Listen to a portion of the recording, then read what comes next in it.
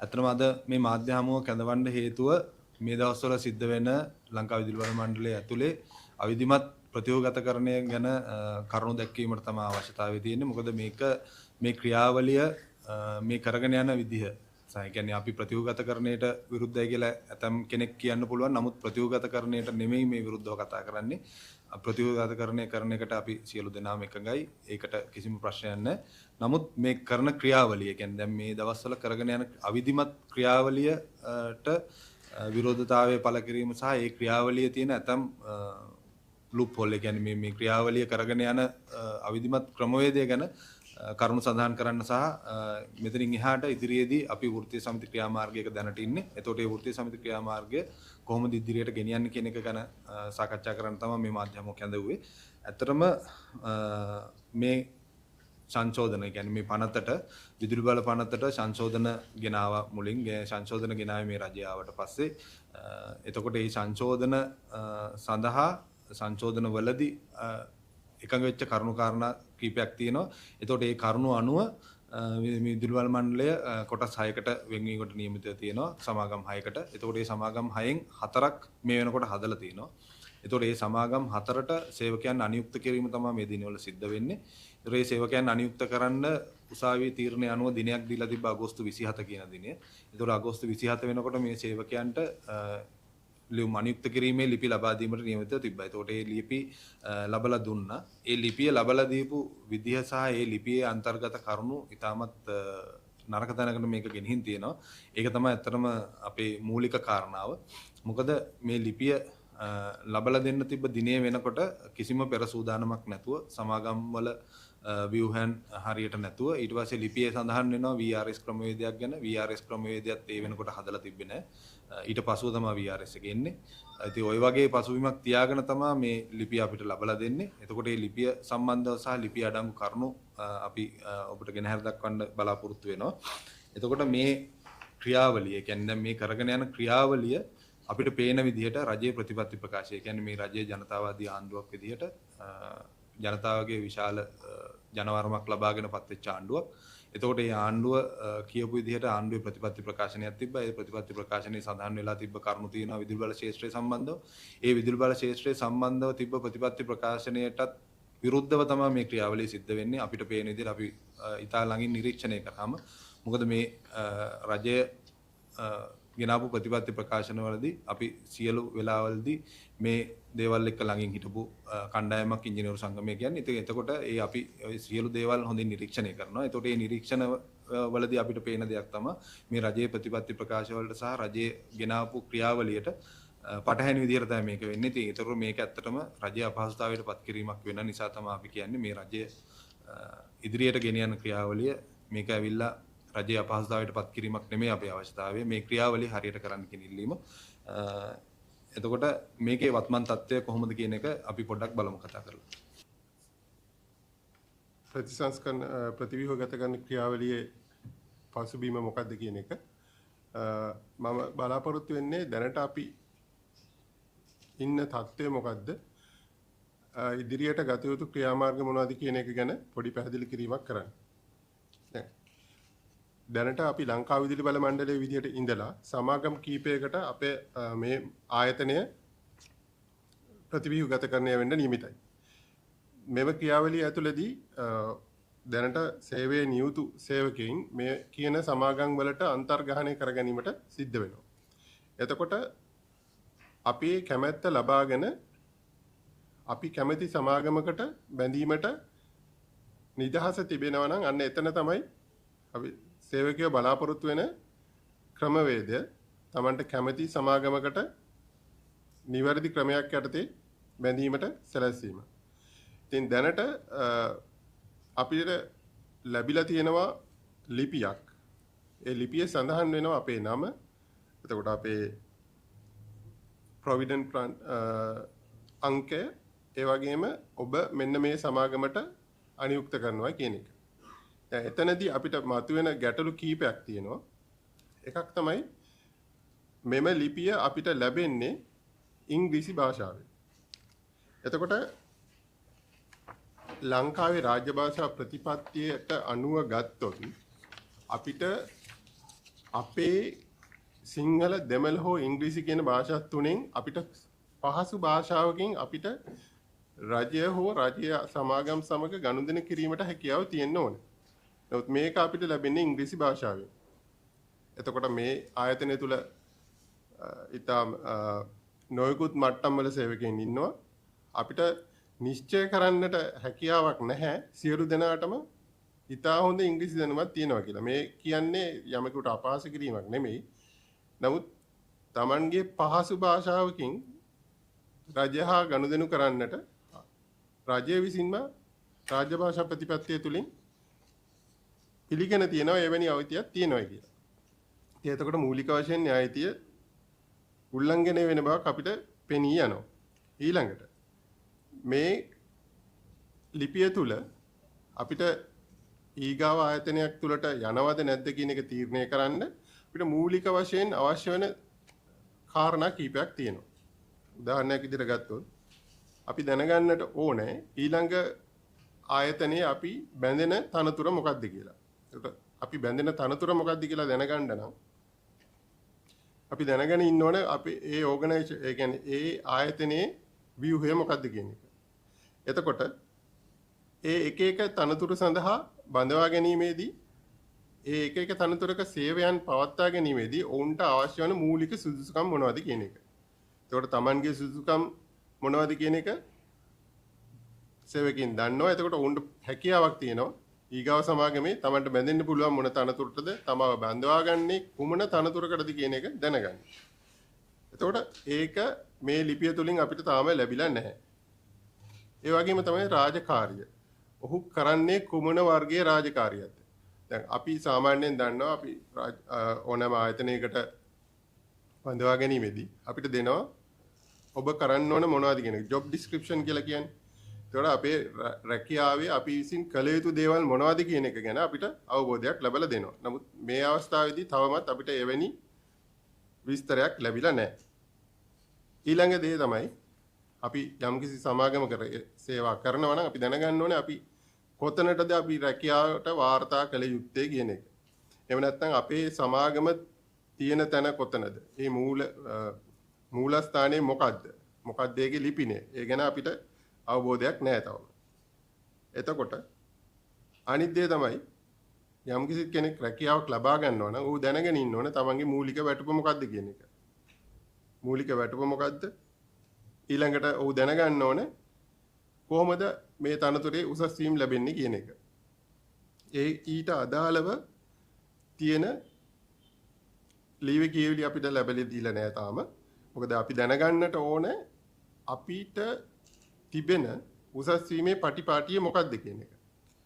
එතකොට ඊළඟට අපි ගත්තොත් මේ සමාගමේ අධ්‍යක්ෂ මණ්ඩලය මොකක්ද කියන එක මෙම ලියුම ලැබෙන මොහොතේදී අපිට දැනුම් දීලා තිබුණේ නැහැ.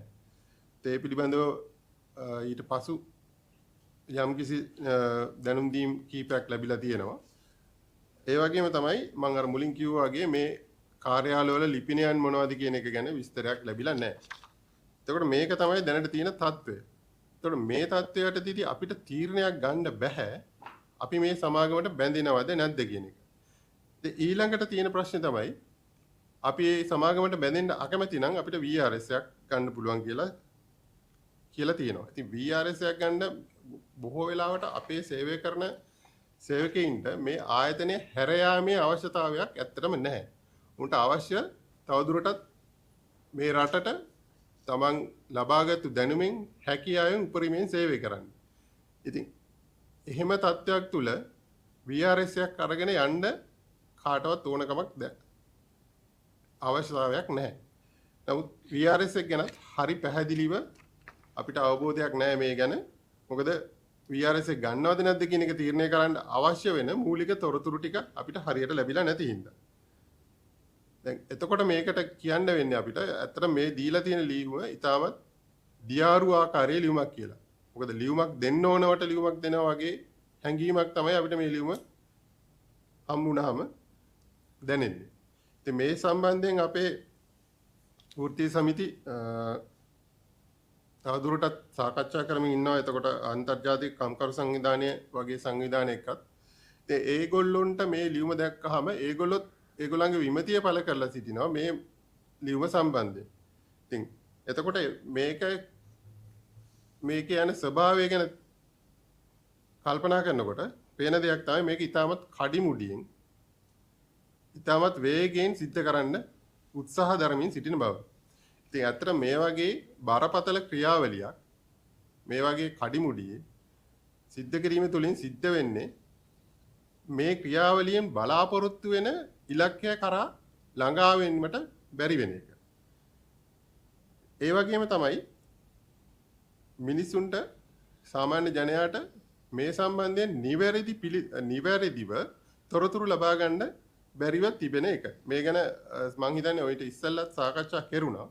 ඉතින් ඒ සම්බන්ධයෙන් මං හිතන්නේ ජනමාධ්‍ය වෘත්තීය සමිති ඔය 24ක් කියලා කියන අපි විශේෂයෙන් ගත්තොත් එහෙම අපි දන්න විදිහට තියෙන්නේ ওই සංවිධාන හරහා කරන් තියෙන්නේ. ඉතින් කම්කරු සංවිධාන කතා කරන මට පෙර සාකච්ඡා කර පරිදි මගේ සහෝදර දෙපළම ප්‍රකාශක ආකාරයටම ඔබතුමාලා සියලුම දෙනාම දන්නවා මේ වෙනකොට ලංකා විදුලි මණ්ඩලයේ ප්‍රධාන වශයෙන් සමාගම් 4කට ඉදිරිපත් වෙලා දෙනවා. ප්‍රධාන සමාගම් 4ක් විදිහට ඉදිරිපත් වෙලා තියෙනවා. මේ සමාගම් වල ඉදිරිපත් වෙලා තියෙන ප්‍රධාන සමාගම් අතර අපිට ඒවායේ ඉදිරිපත් වෙලා තියෙන ව්‍යුහයන් සම්බන්ධව සැලකිය ප්‍රශ්න ප්‍රමාණයක් තියෙනවා. මූලිකවම ගත්තාම බෙදාහැරීම් අංශය.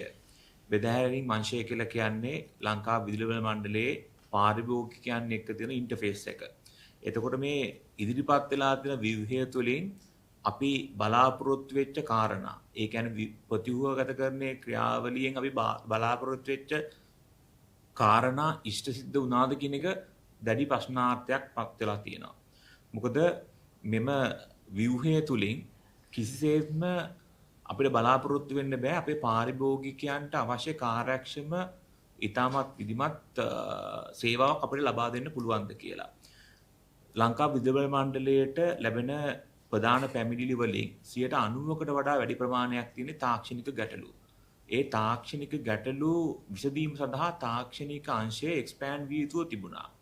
ඒක එක්ස්පෑන්ඩ් වෙනව වෙනුවට දැනට ඒක වෙලා තියෙන්නේ ශ්‍රින්ක් කරන එක, තවත් හකුලන එක. එතකොට ඒ වගේ හැකිලීමක් තිබීම නිසා අපිට බලාපොරොත්තු වෙන්න බෑ අපිට වඩාත් කාර්යක්ෂමතාවයකින් යුතුව අපේ පාරිභෝගිකයන්ට සේවයක් ලබා දෙන්න පුළුවන්ද කියන එක. මේකෙදී පැහැදිලිව කියන්න ඕන කාරණයක් තමයි ගරු ලේකම්තුමා බලශක්ති අමාත්‍යාංශයේ එතුමා ලිපියකින් ඉදිරිපත් කරනවා ස්ටියරින් කමිටි එකක් මේ ඩිස්ට්‍රිබියුෂන් විශේෂයෙන්ම බෙදාහැරීම් අංශය සම්බන්ධව ස්ටියරින් කමිටියක් අපොයින්ට් කරලා ඒකට අදාළව නිර්දේශ ලබා දෙන්න කියලා. එහිදී කාරණා කීපයක් ඉදිරිපත් කරලා තිබ්බා ඒ ස්ටියරින් කමිටියට අදාළව මෙන්න මේ කාරණා ඔයාලා අදහස් ඉදිරිපත් කරන්න කියලා. අපිට දැනගන්න දෙන කාරණේ තමයි මේ ස්ටියරින් කමිටිස් වලින් ඉදිරිපත් වෙච්ච කාරණා මත නෙමේ මේ ව්‍යුහය සකස් වෙලා තියෙන්නේ කියලා. ඔබතුමාලා සියලුම දෙනාම දන්නා පරිදි මේකේ ඇසට් එක ලංකා විදුලි මණ්ඩලයේ ඇසට් එක සාමාන්‍යයෙන් ට්‍රිලියන් ගාණක් වෙනවා. මාසික ආදායම බිලියන් 40ක් 50ක් විතර වගේ වෙනවා.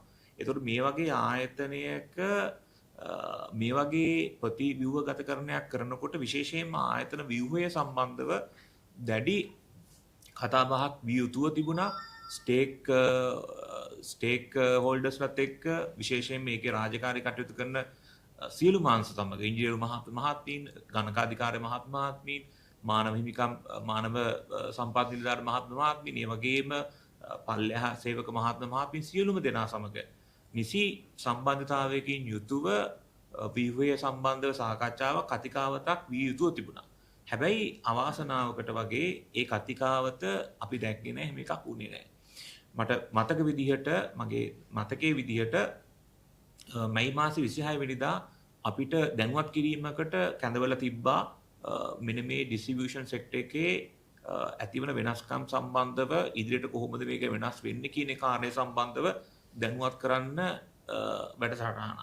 හැබැයි අවාසනාවකට මේ වැඩසටහනත් කිසියම් හෝ හේතුවක් නිසා ඒක එදා නැවතුණා. එතකොට මේ වගේ ආයතනයක් මේ විදිහට කඩිමුඩියේ ප්‍රතිව්‍යුහගතකරණය කරන්න එපයි කියන එක තමයි මූලිකවම ඉල්ලන්න තියෙන්නේ ඉංජිනේරු සංගමයේ විදිහට. ඒ වගේම මේක මීට වඩා හරි විදිහට සියලුම අංශ සමග සාකච්ඡාවක් සහිතව මීට වඩාත්ම නිවැරදිව මේ දේ කරන්න පුළුවන් ඕන තරම් ඇති ඕන තරම් අපේ සමාජිකයෝ ඉන්නවා. ඒ වගේම පිටස්තර කට්ටියව සම්බන්ධ කරගෙන නිසි ක්‍රමවේදයකින් තුලින් මේ ප්‍රතිවිරෝධකරණයට අදාළව විශේෂයෙන් මේ ආයතන ව්‍යුහයන් නිර්මාණය කිරීම සම්බන්ධව අපි හිතනවා මේක කතිකාවතක් ඇති විය යුතුයි කියලා. මේ ළඟදී ඇත්තටම අපිට ලැබුණා human resource policy එක. ඒකට ඇත්තටම අපිට දවස්ක් දෙකක් වගේ තමයි ඒකට උත්තර දෙන්න කාලෙ දීලා තිබ්බේ. මම කියන්නේ එහෙම ප්‍රතිවිරෝධකරණයක් කරලා ඉස්සරහට කොහොමද මේ වැඩේ කරයන්නේ කියන එක ගැටලු සහගත තත්ත්වයක් තියෙනවා. විශේෂයෙන් නැවතත් අවධානය කරන්න ඕනේ මේ ප්‍රතිවිරෝධකරණයේ කාරණේ යටතේදී. බෙදා හැරීම් අංශය යටතේදී ලබා දීලා තියෙන ව්‍යුහය තුලින් කාර්යක්ෂමතාවයක් වඩාත්ම පාරිභෝගිකයන්ට වඩාත් හොඳ කාර්යභාරයක් කාර්යක්ෂමතාවයකින් යුතුව කිරීම සඳහා අවශ්‍ය වටපිටාව හැදිලා නැහැ කියන එක අවධාරණය කරන්න කැමතියි. මම හිතනවා ඉදිරියට අපේ තවත් සමාජිකයෙක් කතා කරන්න බලාපොරොත්තු වෙලා තියෙනවා. ඉදිරි කාරණේ සම්බන්ධව මම එතුමාට බාර දෙනවා.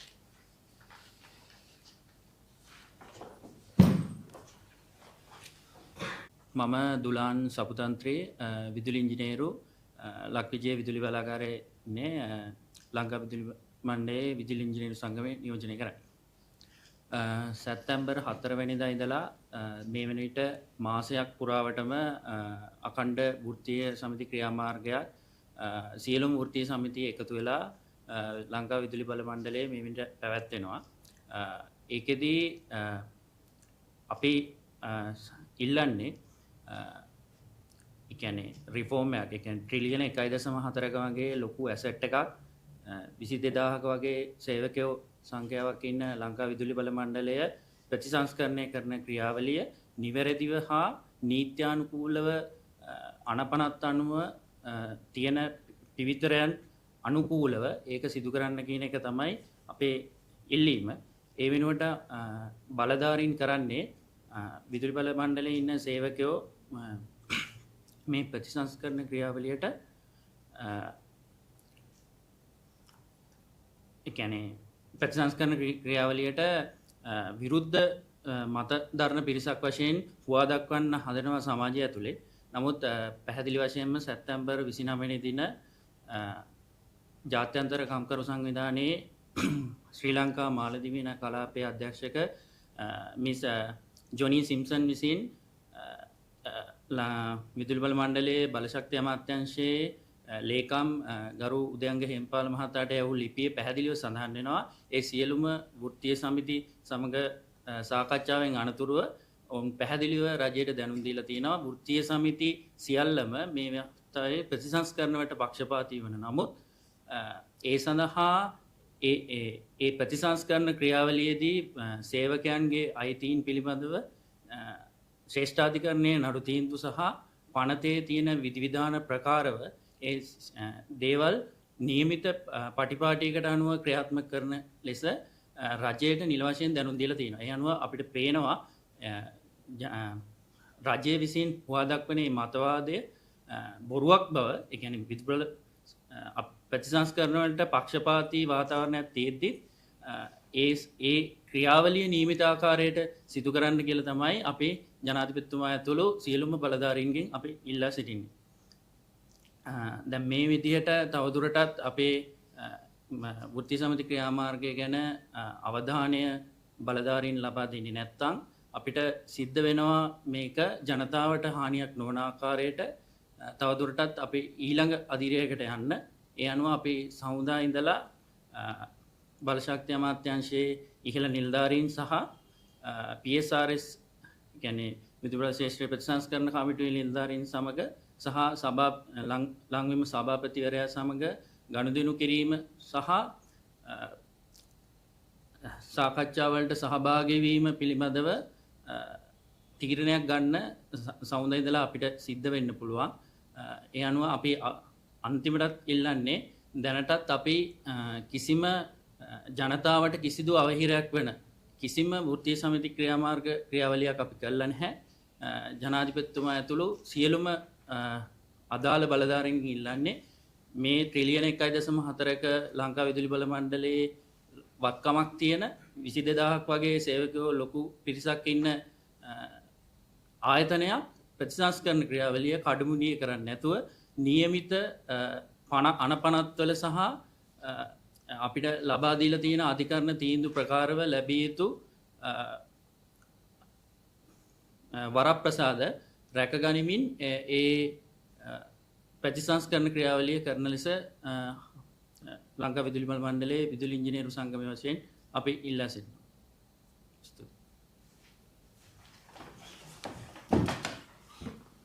ඇත්තටම අපි ගිය සතියේ එහෙම තමයි බලාපොරොත්තු වෙන්නේ. මොකද ජනාධිපතිවරයා රටේ හිටියේ නෑ ගිය සතියේ. මොකද ජනාධිපතිතුමා මේ සතියේ තමයි ලංකාවට පැමිණලා තියෙන්නේ. අපි බලාපොරොත්තු වුණා එතුමා ලංකාවට ආවට පස්සේ මේ සම්බන්ධව සාකච්ඡාවක් ලැබෙයි කියලා.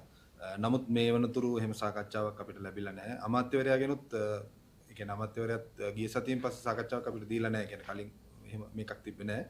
අපි ඒ සාකච්ඡා ලැබෙන අතරතුර ඒ කියන්නේ එහෙම සාකච්ඡාවක් ලැබෙයි කියන බලාපොරොත්තුව සහ ඒක පෙරදරි කරගෙන තමයි අපි මේ ILO එකට ගියේ. ILO එකට කතා කරේ ඇත්තටම මේ සම්බන්ධව මැදිහත් වෙන්න කියන එක. අපි බලාපොරොත්තු වෙනවා ඒගොල්ලන්ගේ මැදිහත් වීමත් ඉදිරියේදී ලැබෙයි කියලා.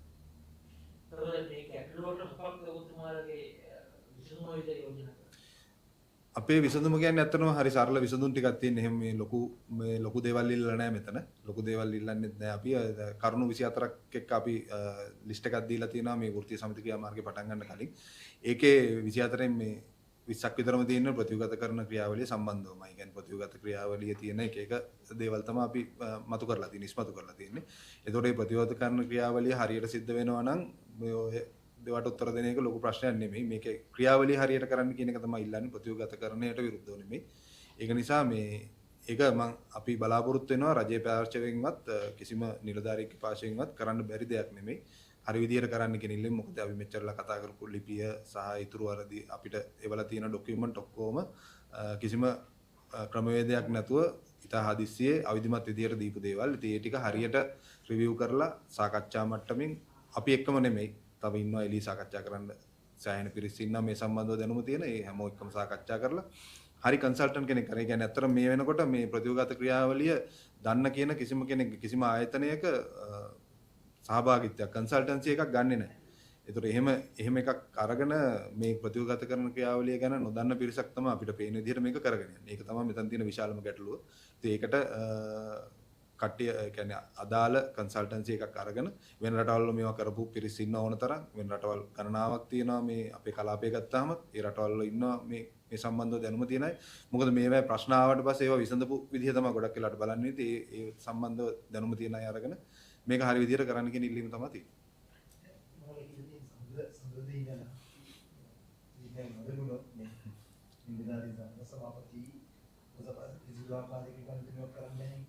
ඔව් ඒ කියන්නේ අපි නන් කෝපරේෂන් දැන් අත්‍තරම වර්ක් රූල් එකක් නේ තියෙන්නේ. ගිය සැප්තැම්බර් 4 වෙනිදා ඉඳන් මේ වෙනකන් තාම අද දිනේ දක්වාම වර්ක් රූල් එකක් තමයි අකුරට වැඩි කිරීම තමයි අපි කරගෙන යන්නේ. ඒතකොට මේ වෙනකන් අත්‍තරම විදුලි බිඳ වැටීම් සහ ඒ සියලු දේවල් වලට අපි ඇටෙන්ඩ් වෙනවා. ඒක තිබ්බ එකම දේ පොඩි ඩිලේ එකක් එක්ක යන එක විතරයි අකුරට වැඩි කිරීම නිසා. නමුත් අපි සියලු දේවල් වලට මේ වෙනකන් විදුලි බිඳ වැටීමක් සිද්ධ නොවෙන්න ජනතාවට අපහසුතාවයට පත් නොවෙන්න කරගෙන ආවා. අපි ඉස්සරහටත් එහෙමම තමයි වෘත්ති ක්‍රියාමාර්ගය තෝරගන්නේ. ඒක නිසාම තමයි අපි කියලා තියෙන්නේ non cooperation එකක්. ඒ කියන්නේ අපි අකුරට වැඩි කිරීමත් එක්කම non cooperation එකක් දෙන්න බලාපොරොත්තු වෙනවා අමාත්‍යාංශයේ නිලධාරීන් අමාත්‍යවරයා සහ සියලු දෙනා එක්ක සමුදා වෙනකොට තමයි අපි තීරණය ගන්නෙ. ඒ වෙනකන් මේ දින කීපය තියෙනවා. ඒතකොට මේ දින කීපයේදී අපිට සාකච්ඡාවක් දීලා මේකට සාධනීය විසඳුමකට මැදිහත් වෙනවා නම් අපි සමුදා වෙනකොට බලාපොරොත්තු වෙනවා එහෙම දෙයි කියලා. නැත්තම් සමුදායෙන් පස්සේ අපි ඔය ක්‍රියාවලියට අවතීර්ණ වෙනවා. එතනින් පස්සෙත් තව සතියක් විතර බලලා මොකුත් වෙන්නේ නැත්නම් අපි අවධාරණය කරනවා. ඇත්තටම ඉදිරියේදී මීට වැඩිය දැඩි ක්‍රියාමාර්ග වලට එළඹෙනවා කියන්නේ.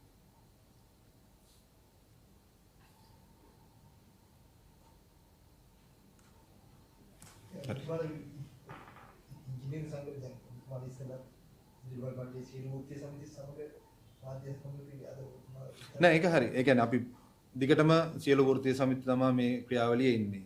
අපිට ඉංජිනේරු සංගමයේ විදිහට අපි එතනින් එහාට චුට්ටක් ඉස්සරහට යන්න තීරණය කරා මේ තුන්වෙනි අදියර කියන්නේ non cooperation කියන එක. මොකද පහළ සේවකයන්ට වැඩිය මේක බලපාන්නේ අපේ සමාජිකයන්. මොකද අපේ සමාජිකයෝ තමයි මේකේ පරිපාලන සේවයේ ඉන්නේ. ඒතකොට ඒගොල්ලන්ගෙන් non cooperation එක ගියේ නැත්නම් පල්ලෙහා සේවකයන්ට ඒක බලපාන්නේ නැහැ ගොඩක් වෙලාවට. ඒක නිසා තමයි අපි මේ මාධ්‍ය හමුව කැඳවලා ඒ ගැන දැනුවත් කිරීමක් කරන්නේ. අපි සියලු දෙනාම එකට වෘත්තීය සමිති ක්‍රියාමාර්ගයේ එක දිගට ඉන්නවා. ඒකේ කිසි වෙනසක් වෙලා නැහැ.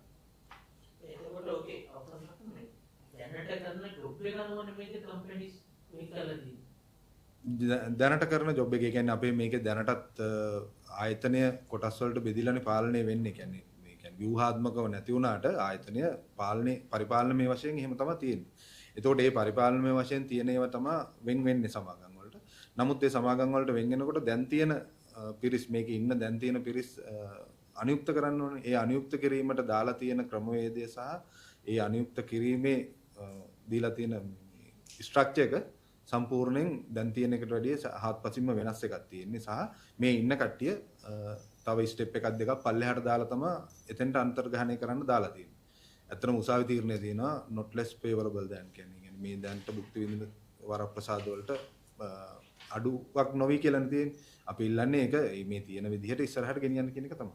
මොකද අර මෙතුමා කියපු කාරණේට එතුමාගේ ප්‍රකාශයේදී කතාව අපි කැමති එකට යන්න අවස්ථාවක් මේකේ. ඔව්. මේ වගේ අද එතකොට ඒක එහෙම එකක් දීලා නැහැ. එහෙම එකක් දීලා නැහැ. ගැලපෙන්නේ ටිකක් තියෙනවා නේද? තියෙනවා. ඒක දැන් අපිට එහෙම දීලා නැහැ. ඒ කියන්නේ අපිට තෝරගන්න දීලා නැහැ. එහෙන් තමයි තෝරලා එවලා තියෙන්නේ. ඒ කියන්නේ අපි ඉන්න කොටස බලලා දැන්ට වැඩ කරන තැන බලලා අපිව තැනකට දාලා එවලා තියෙනවා.